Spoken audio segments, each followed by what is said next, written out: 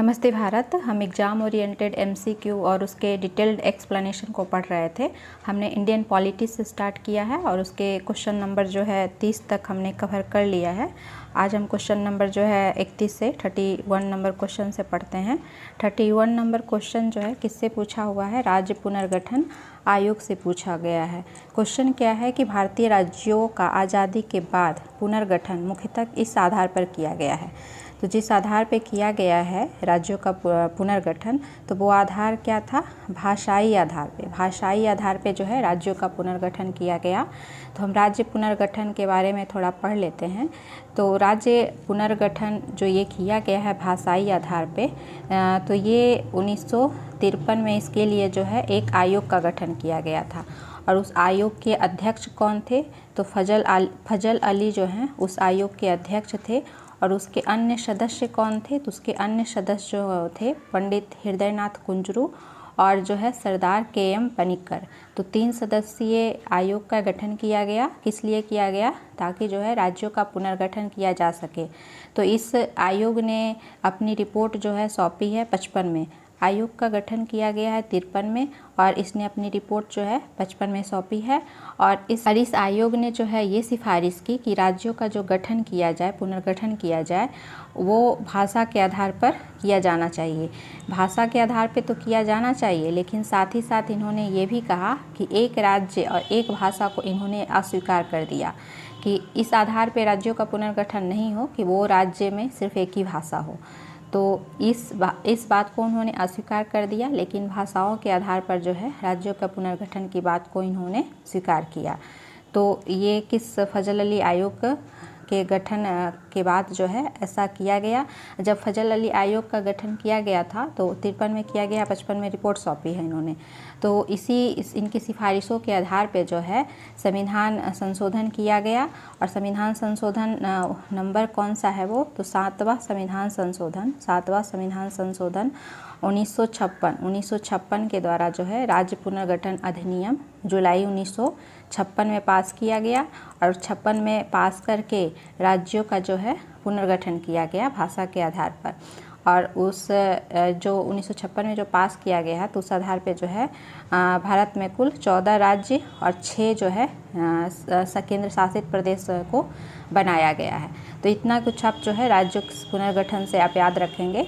1-2 point आप और याद रख सकते हैं, वहाँ से भी कभी कभी क्वेश्चन पूछता है। चूँकि ये भाषा के आधार पे राज्यों के पुनर्गठन की लड़ाई जो है स्टार्ट हुई है। और जब एक आपने पढ़ा होगा कि मद्रास के जो तेलुगु भाषी लोग थे उन्होंने अलग क्षेत्र की मांग की थी कि मद्रास से काट करके अलग तेलुगु भाषी के लिए राज्य की स्थापना की जाए।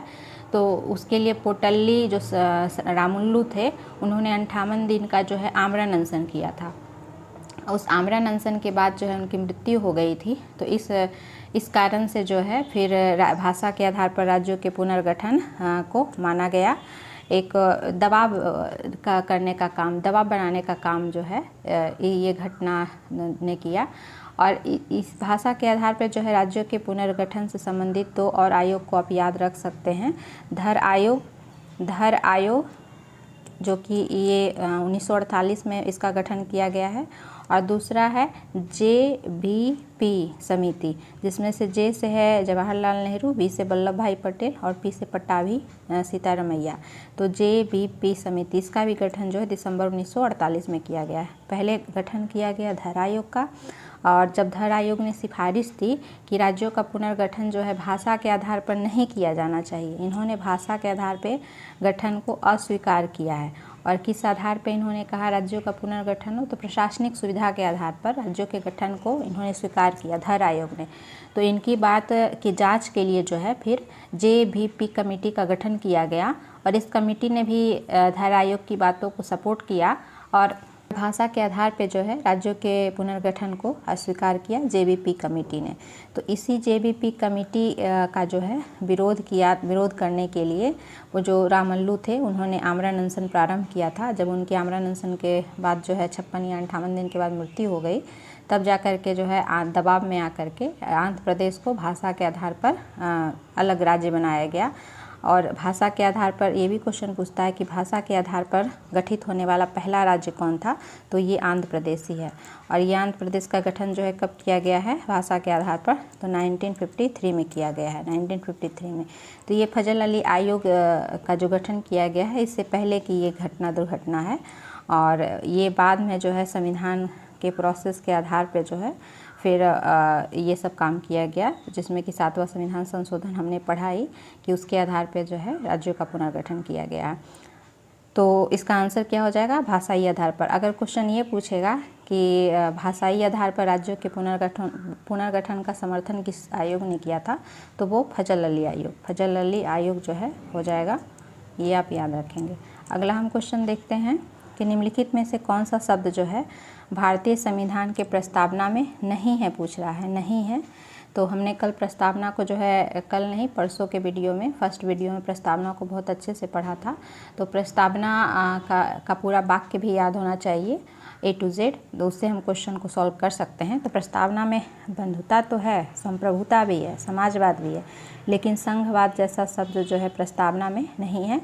और आप प्रस्तावना से जो है कुछ और पॉइंट याद रख सकते हैं, 1-2 बस, कि प्रस्तावना को संविधान का भाग जो है माना गया था केशवानंद भारती केस 1973 में। और साथ ही साथ इसी केस में ये भी बताया गया कि प्रस्तावना जो है संविधान का मूल ढांचा है। तो प्रस्तावना चूँकि संविधान का भाग बताया गया है, तो संसद उसमें संशोधन तो कर सकती है, संसद प्रस्तावना में संशोधन कर सकती है, लेकिन चूँकि इसे संविधान का मूल ढांचा भी बताया गया इसी केशवानंद भारती केस में, तो इस मूल ढांचा में वो छेड़छाड़ नहीं कर सकती है संसद, यानी नकारात्मक संशोधन संसद नहीं कर सकती है, कुछ सकारात्मक संशोधन कर सकती है। तो साथ ही आप ये भी याद रखेंगे कि इसी केशवानंद भारती केस में चूँकि कहा गया कि संसद संशोधन कर सकती है, तो इस आधार पे जो है 42वां संविधान संशोधन किया गया। 42वां संविधान संशोधन 1976 किया गया और प्रस्तावना में 3 शब्द जोड़े गए। कौन कौन सा शब्द जोड़ा गया, समाजवाद, पंथनिरपेक्ष और अखंडता, 3 शब्द जो है प्रस्तावना में जोड़ा गया है। तो ये कुछ आप याद रखेंगे। अब हम अगले क्वेश्चन पर आते हैं। संविधान की कौन सी विशेषता जो है वास्तविक रूप से संघात्मक नहीं है। यहाँ क्वेश्चन पूछ रहा है कि कौन सी ऐसी विशेषता है जो संघात्मक नहीं है।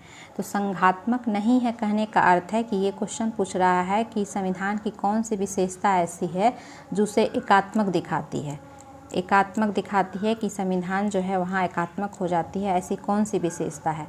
तो हमें तो यही पता होना चाहिए पहले कि एकात्मक क्या होता है, संघात्मक क्या होता है। तो यहाँ क्वेश्चन पूछ रहा है, एकात्मक पूछ रहा है, तो एकात्मक क्या होता है। तो एकात्मक सरकार या एकात्मक व्यवस्था वो व्यवस्था होती है जिसमें समस्त शक्तियाँ और जो कार्य होते हैं वो केंद्रीय सरकार और क्षेत्रीय सरकार जो भी होती है उनमें निहित होती है। वहाँ पर पावर का सेंट्रलाइजेशन हो जाता है, उसी को हम कहते हैं एकात्मक व्यवस्था। जैसे कि आप ब्रिटेन में, जापान में, चीन में ये जो है विशेषता देखने को मिलती है। और इस एकात्मक सरकार की कुछ कुछ विशेषताएं होती है जिसमें आप सशक्त केंद्र, जो केंद्र होता है वो बहुत मजबूत होता है, केंद्र वहाँ सशक्त होगा।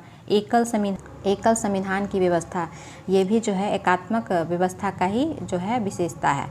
संविधान का लचीलापन होना, कि संविधान में जो है अधिक से अधिक संशोधन करने की शक्ति जो है केंद्र में ही निहित होती है और मैक्सिमम चीज़ों को केंद्र जो है संशोधन कर देती है। तो वहाँ पे जो है संविधान का लचीलापन, एकीकृत न्यायपालिका तो एक ही होगी, जैसे कि हमारे यहाँ है कि सुप्रीम कोर्ट है, हाई कोर्ट है, नीचे जो भी लोअर कोर्ट होते हैं। लेकिन कोई भी जो है ऐसा मामला फाइनली अगर हाई कोर्ट में नहीं हो तो फिर वो सुप्रीम कोर्ट में जाता है। तो न्यायपालिका हमारे यहाँ से इस तरह से जो है हायरार्की में है, लेकिन फाइनली जो है सर्वे सर्वा सुप्रीम कोर्ट होता है। तो एक न्यायपालिका तो एकीकृत है, लेकिन सुप्रीम कोर्ट वहाँ जो है जो पावरफुल होता है। तो इस तरह से जो कुछ व्यवस्था है एकात्मक सरकार की व्यवस्था को दिखाता है, जहाँ पे शक्तियों का जो है सेंट्रलाइजेशन हो जाता है, केंद्रीकरण हो जाता है। तो बस आप एकात्मक में ही याद रखेंगे कि शक्ति का वहाँ क्या हो जाएगा, शक्ति का वहाँ पर केंद्रीकरण हो जाएगा। अगर ये दिया हुआ है कि शक्तियों का विभाजन तो संघात्मक व्यवस्था का लक्षण है और ये संघात्मक नहीं है पूछ रहा है, तो शक्तियों का ये तो नहीं होगा। फिर लिखित संविधान भी संघात्मक व्यवस्था का लक्षण है कि वहाँ पे जो है शक्तियों का विभाजन कर दिया गया है कि राज्यों को ये है शक्ति, स्थानीय निकायों को ये शक्ति है, तो वहाँ पे सब कुछ लिखा हुआ है क्लियर रूप से। तो ये भी संघात्मक व्यवस्था का लक्षण है। फिर है कि न्यायिक पुनरावलोकन। न्यायिक पुनरावलोकन भी, ये भी जो है कहीं ना कहीं जो है संघात्मक व्यवस्था के तहत ही आएगा, लेकिन पूछ रहा है संघात्मक नहीं है तो एकीकृत न्यायपालिका। एकीकृत न्यायपालिका भी हमने पढ़ा कि एकीकृत न्यायपालिका का होना क्या है, एकात्मक व्यवस्था का लक्षण है कि वहाँ पर जो है सुप्रीम कोर्ट जो है सर्वे सर्वा है। भले अन्य कोर्ट हैं लेकिन सुप्रीम कोर्ट में जो है पावर ज़्यादा रहता है। तो एकीकृत न्यायपालिका जो है क्या है, ये संघात्मक नहीं है बल्कि एकात्मक व्यवस्था का लक्षण है।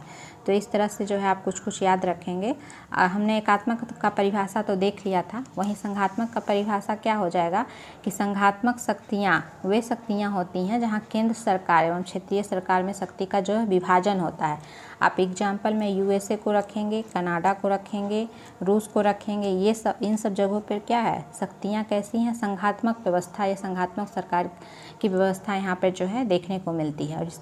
और इसकी कुछ विशेषताएं क्या होती हैं संघात्मक सरकार की, तो संविधान लिखित होगा, शक्तियों का विभाजन किया जाएगा। शक्तियों का विभाजन कैसे, जैसे कि आप देखते होंगे कि 7वीं अनुसूची में कुछ कुछ प्रोविज़न किया गया है। 7वीं अनुसूची में 3 अनुसूचियाँ दी गई हैं ना, संवर्ती सूची, केंद्र सूची, अपशिष्ट सूची। तो वहाँ पर कुछ शक्तियाँ जो हैं केंद्र के अधीन है, कुछ शक्तियाँ राज्यों के अधीन है, कुछ शक्तियाँ ऐसी हैं जहाँ पर केंद्र और राज्य जो है दोनों कुछ अपना बना सकती हैं रूल एंड रेगुलेशन।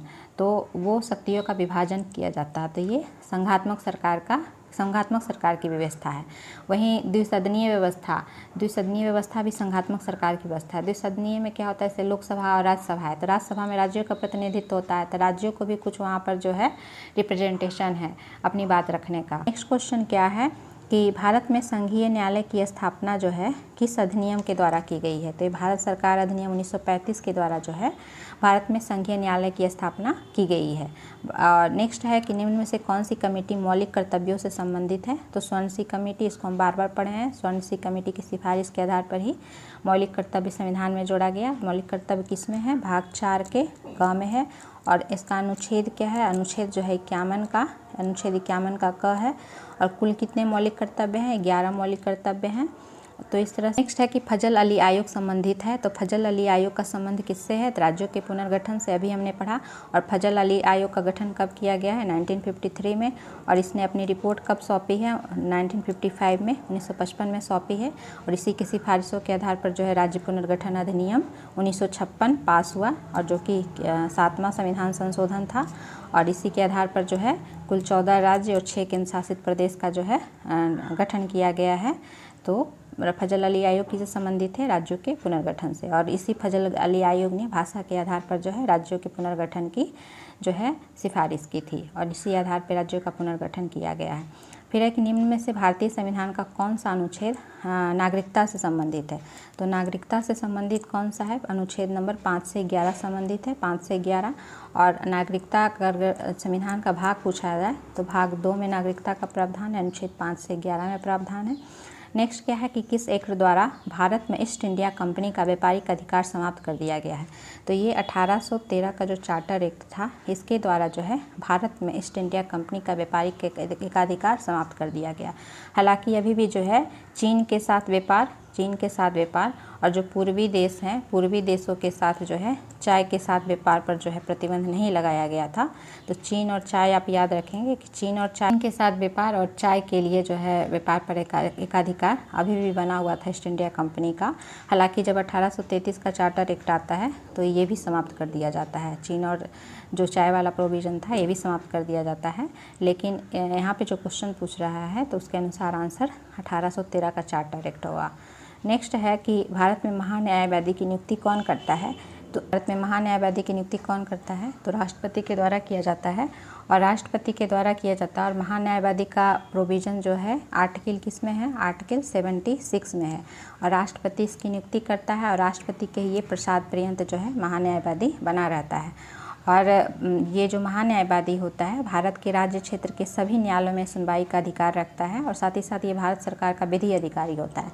तो जिस तरह से केंद्र में महान्यायवादी होता है आर्टिकल 76 के तहत, उसी तरह राज्यों में जो है महाधिवक्ता होता है। आर्टिकल कितना, आर्टिकल 165 के तहत। और इसकी नियुक्ति कौन करता है, इसकी नियुक्ति जो है राज्यपाल के द्वारा किया जाता है। और ये राज्य में जो है सर्वोच्च विधि अधिकारी होता है राज्य सरकार का। और इसे राज्य के भारत के मुख्य न्यायाधीश कौन रहे हैं, तो यहाँ ऑप्शन में जो भी दिया हुआ है सभी भारत के मुख्य न्यायाधीश रहे हैं, चाहे आर सी लोहाटी हो, के एन सिंह हो और के जी बालकृष्णन हो, तो उपरोक्त में से सभी हो जाएगा।